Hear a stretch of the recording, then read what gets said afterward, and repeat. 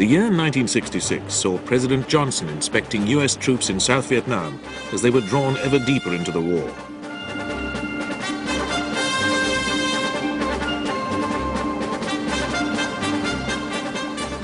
Prime Minister Hendrik Verwoerd of South Africa, one of the creators of apartheid, is buried after being stabbed to death.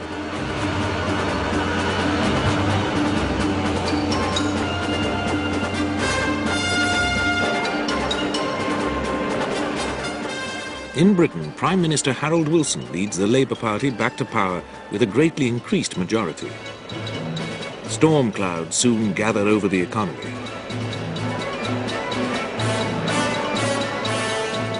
But the nation rejoices as England beats West Germany 4-2 in the World Cup.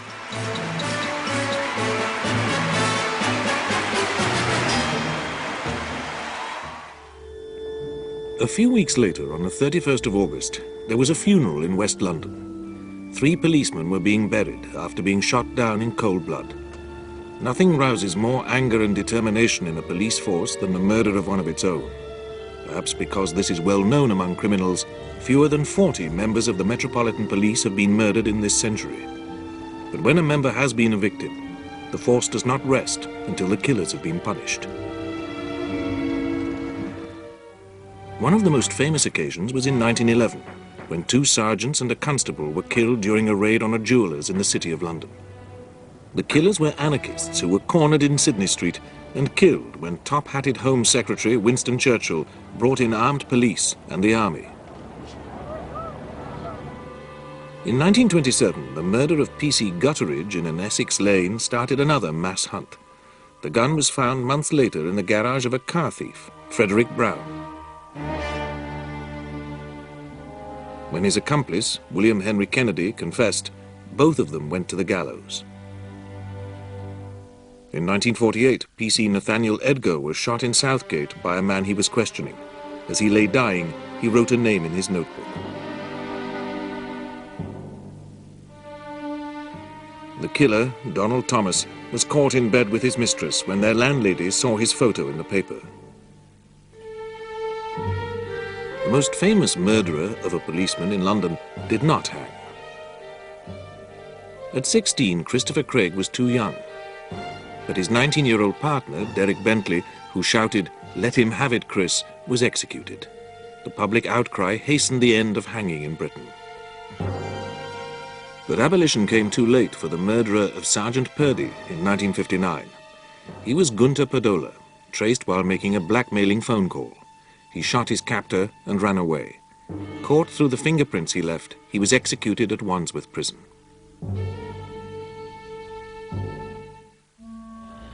It was 7 years later when Britain's biggest ever manhunt began after the 3 policemen had been shot down in Shepherd's Bush.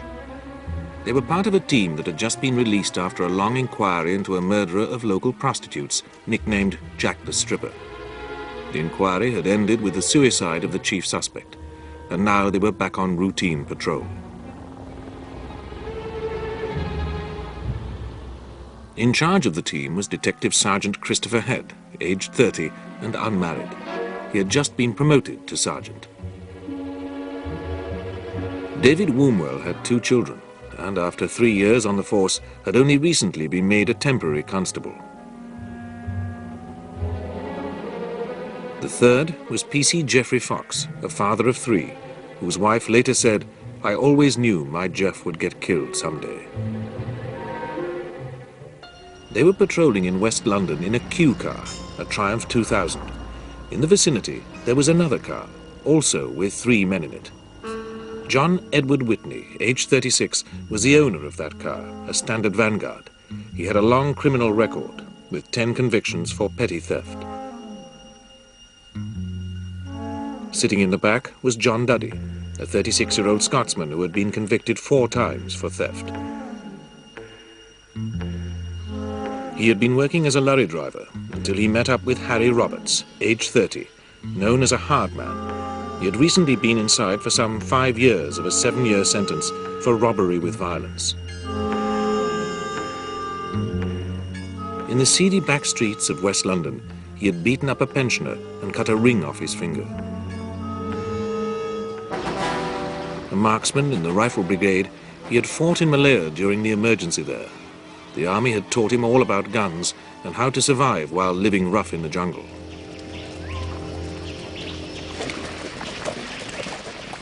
Margaret, his wife, had told the police about his crimes when he had roughed her up after she refused to go on the streets for him. He had vowed revenge on her. Wormwood Scrubs in West London, near Shepherd's Bush, is where he had been imprisoned before being transferred to Horfield Prison in Bristol. There he was allowed to live in a hostel and go out bricklaying. He continued with this job when he was released, but got into debt and hurriedly left Bristol for London. There he quickly fell in with old friends from prison and met new friends who were ready for some easy money. Among them was John Whitney. They teamed up to steal metal and lead.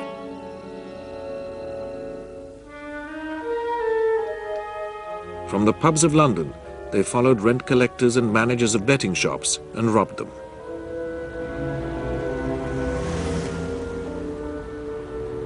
John Duddy soon joined them, sporting a tattoo on his arm of a skull with the words, "True to Death." Roberts insisted they always had guns with them, swearing he would shoot it out with the police rather than go to prison again. That sunny August day, this trio found themselves here in Braybrook Street, near Roberts' old residence of Wormwood Scrubs, searching for a car to steal. Whitney's Vanguard wasn't reliable enough to use on a job they had in mind. Whitney was driving, Roberts was next to him, and between them they had a canvas bag with 3 guns in it.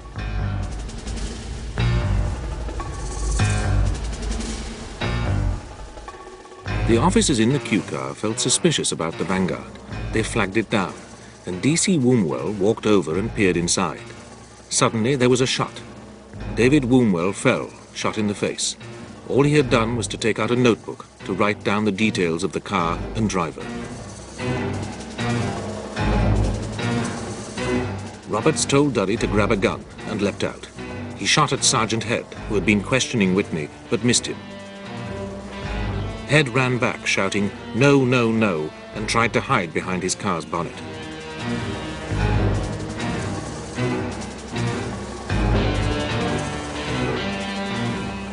Robert shot him in the back, and he fell in front of the car. Duddy took aim at PC Fox, who was still sitting in the driving seat. Duddy's third shot killed him. As he fell forward against the wheel, his foot hit the accelerator. Fox's lifeless foot made the Q car lurch forward, running over Sergeant Head, who had still been alive. The rear wheels repeatedly crushed him. Smoke poured from the engine.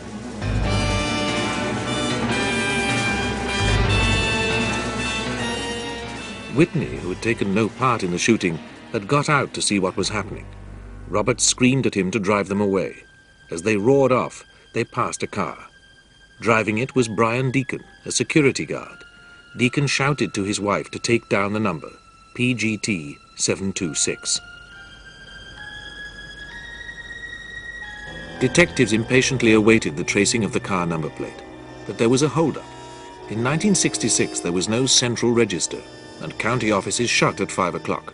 The Home Secretary, Roy Jenkins, came to visit the scene of the crime.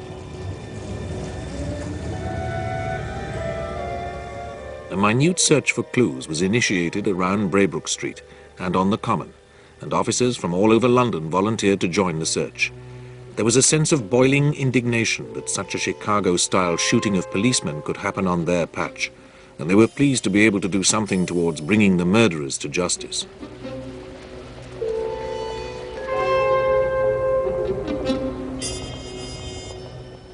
The car's ownership was finally tracked down to John Whitney of Fernhead Road, Paddington. Detectives rushed to his basement flat. He told them that he had sold his car that day to a stranger in a pub for £15, and he had not been anywhere near Wormwood Scrubs. But his wife let on that he hadn't said anything to her about selling the car, and that he had been out all afternoon.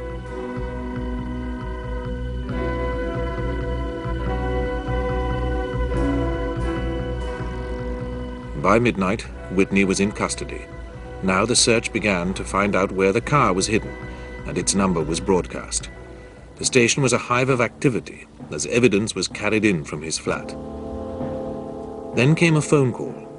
The wanted car had been seen being driven into a lock-up garage in Vauxhall. Within minutes, the police were there. In it, they found 3 cartridges from the .38 Colt that had killed P.C. Fox.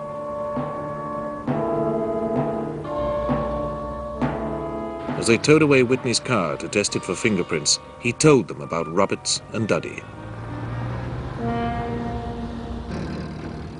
He was taken to show them where the 2 men lived, and both buildings were raided at 5 a.m. on the Monday. But the birds had flown. They had gone first to Hampstead Heath to bury the guns, and then they had split up.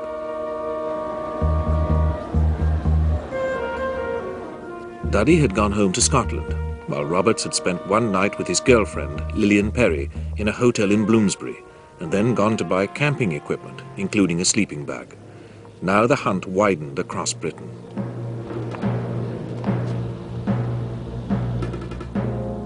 With one of the trio already charged with murder, and the other 2 identified, the police were confident that it would not be long before the pair were caught. There was a huge swell of public anger as press coverage followed every step of the hunt and reminded people of the callousness of the killings.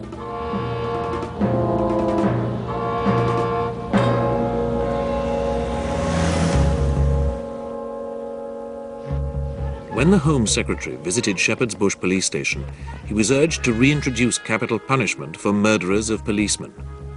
Roy Jenkins needed all his tact when faced with angry hecklers.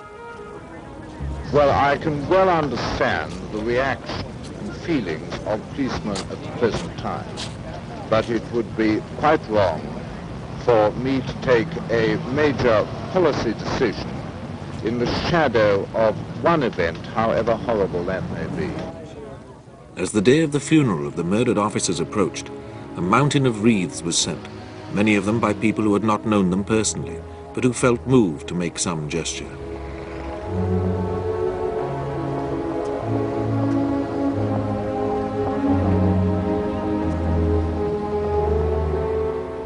One was sent by the estranged wife of the fugitive Harry Roberts. Along with flowers, money poured in for the families they left behind.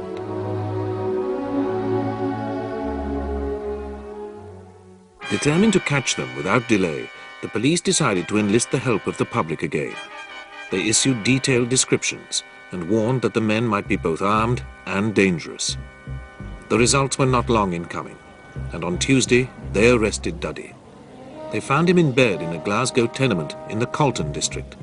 He gave in calmly, and by that evening he was on his way back to London.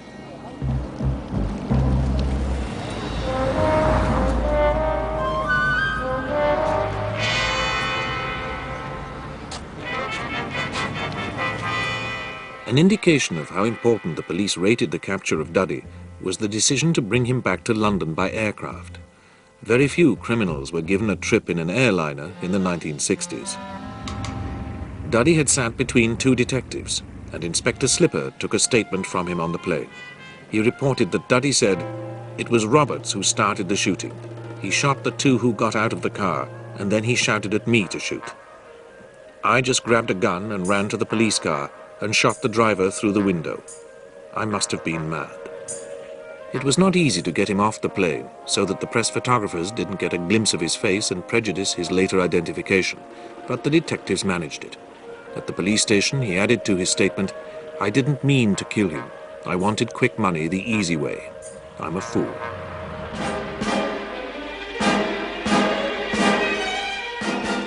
But Harry Roberts was still missing. He had gone by bus with Lillian Perry to the edge of Epping Forest, and there tenderly kissed her goodbye. She told the police all she knew, and they were sure he must have gone to ground in Epping Forest. At dawn on Thursday, the 18th of August, there began the biggest manhunt in British criminal history. 500 policemen began searching the 6,000 acres of Epping Forest, backed up by dogs and tear gas.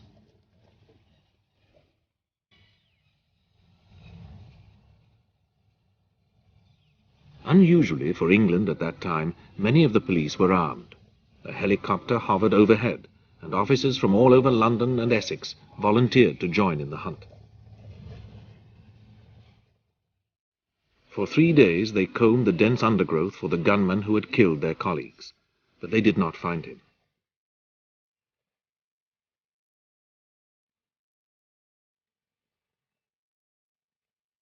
The men directing the pursuit were soon convinced that he was not hiding in Epping Forest after all, so they withdrew the searches and widened the net.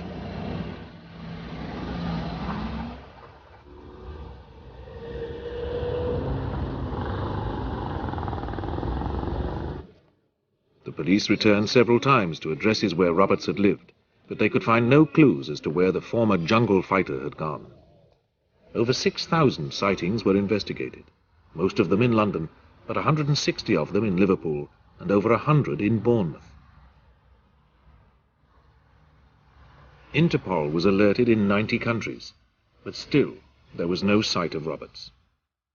The man in charge of the hunt, Superintendent Richard Chitty, flew to Ireland to follow one lead that looked promising, but he soon returned empty-handed.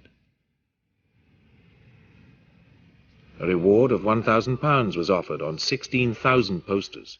He was described as slimmish, with George Roby eyebrows. On the morning of the 31st of August, 19 days after the shooting, the road opposite the police station at Shepherd's Bush was filled with limousines. It was a day of a funeral that was as much a display of dedication as an expression of grief and sorrow.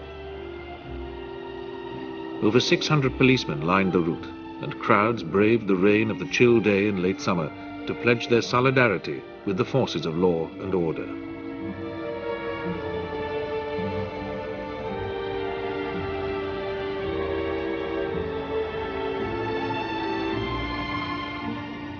As the procession wound its way through the streets of West London, a single piper played a lament in the courtyard at Scotland Yard.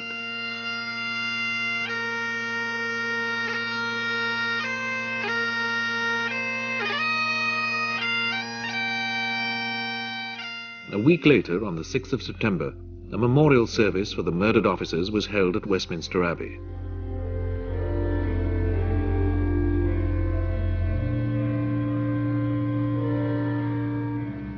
The Prime Minister Harold Wilson attended, and so did most other leading politicians of the day, along with members of Parliament and the judiciary. Most of the other members of the congregation consisted of 2,000 policemen from all over England. But soon a new sensation, the escape from Wormwood Scrubs of the spy George Blake, pushed the murder hunt off the front pages. As Roberts had known Blake in prison, some journalists wildly claimed he had engineered the breakout. As weeks passed without Roberts' capture, the police agreed at the committal proceedings that the trial of the other two men should start on the 14th of November without him in the dock.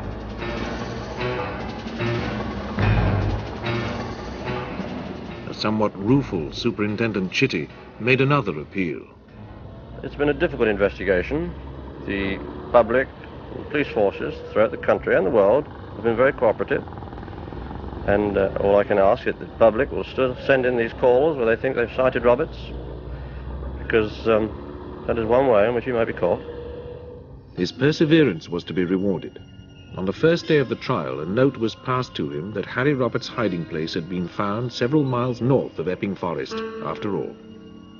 A farm labourer who had been looking for small game with a catapult had spied a man in a tent.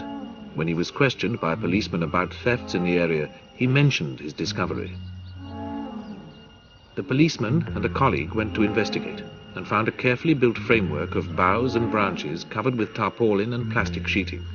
There was all the necessary equipment for a long stay. They watched for a day and night, but nobody came. However, the fingerprints they found there matched those of Harry Roberts.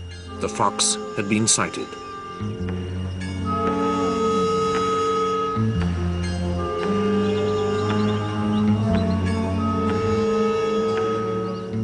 A huge new search started for him in Thorley Wood, where his camp had been found. It was surrounded by policemen, many of them armed, and all of them confident.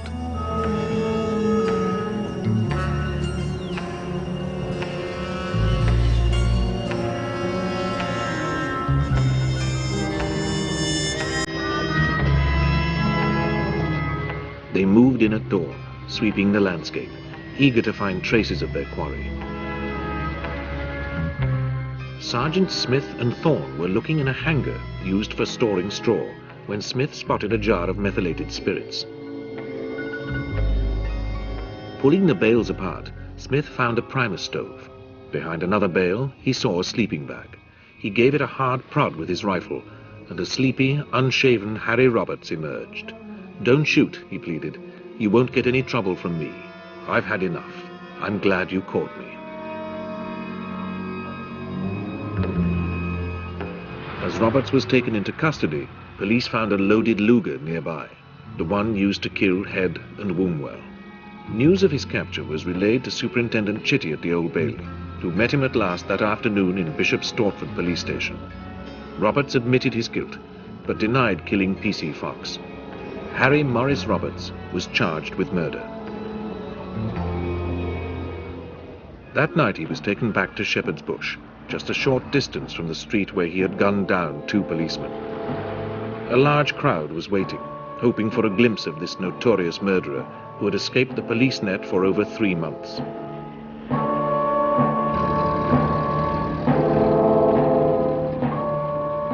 His mother came to see him, and at first failed to recognize him, all hairy and unkempt. She asked if the police had harmed him. "No," he replied, perhaps with sarcasm. "They have been the essence of kindness."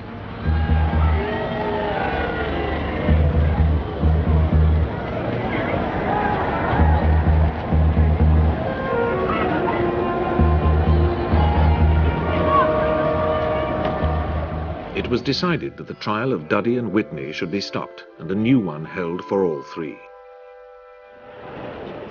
At that trial, which began on the 6th of December, Roberts pleaded guilty to the murders of 2 of the policemen. Whitney and Duddy pleaded not guilty. But all 3 were quickly convicted of what Mr. Justice Glyn Jones called the most heinous crime committed in this country for more than a generation. The murderers of Sergeant Christopher Head and Constables David Wombwell and Geoffrey Fox received 30-year sentences.